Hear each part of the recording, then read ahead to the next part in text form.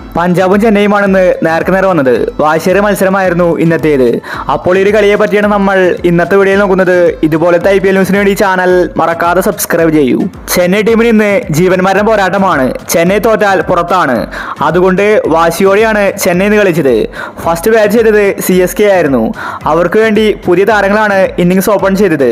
CSK ടീമിന്റെ തുടക്കം തന്നെ പിഴയ്ക്കുന്ന കാഴ്ചയാണ് കാണാൻ സാധിച്ചത്. ഓപ്പണേഴ്സ് രണ്ടുപേരെ പെട്ടെന്ന് ഔട്ടായി മടങ്ങി. പിന്നീട് CSK ടീമിനെ രക്ഷിച്ചത് സാം കറനായിരുന്നു. സാം ഒരു ഭാഗത്ത് നിന്ന് അടിച്ചു കളിച്ചു.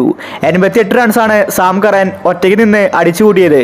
ഇതാണ് CSK ടീമിന് ഗുണകരമായത്. ഡെവാൾഡ് ബ്രേവ്സും കുറച്ചു നേരം കളിച്ചു. ബാക്കി എല്ലാവരും ഫ്ലോപ്പായി.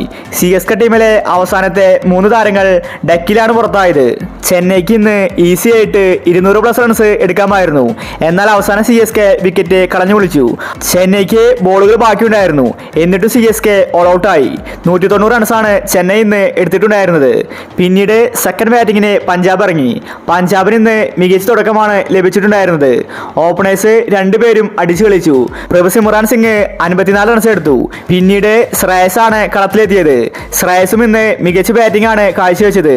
പഞ്ചാബിന്റെ വിക്കറ്റ് നേടാൻ CSK ടീമിന് സാധിക്കുന്നുണ്ടായിരുന്നില്ല. പഞ്ചാബ് വിക്കറ്റ് കളയാതെയാണ് ഇന്ന് കളിച്ചത്. 115 റൺസിൽ ഒരു വിക്കറ്റ് മാത്രമേ പഞ്ചാബിന്റെ പോയിട്ടുണ്ടായിരുന്നുള്ളൂ. ക്യാപ്റ്റൻ ശ്രേയസ് ടീമിനെ മുന്നിൽ നയിച്ചു. പിന്നീട് പഞ്ചാബിന്റെ വിക്കറ്റ് പോകുന്ന കാഴ്ചയാണ് കാണാൻ സാധിച്ചത്. ചെന്നൈ ടീം വാശിയോടെയാണ് ഇന്ന് കളിച്ചത്. ഇത് ചെന്നൈയുടെ ലാസ്റ്റ് ചാൻസ് ആയിരുന്നു. എന്നാൽ പഞ്ചാബ് കളി വിട്ടുകൊടുക്കാൻ ഒരുക്കമല്ലായിരുന്നു. അവരും മികച്ച രീതിയിൽ ബാറ്റ് വീശി. ശ്രേയസ് ആണ് പഞ്ചാബിനെ താങ്ങി നിർത്തിയത്. അപ്പോൾ ഇന്നത്തെ കളിയെ പറ്റി വിലയിരുത്തിയാൽ രണ്ട് ടീമും നന്നായിട്ട് കളിച്ചിട്ടുണ്ട്.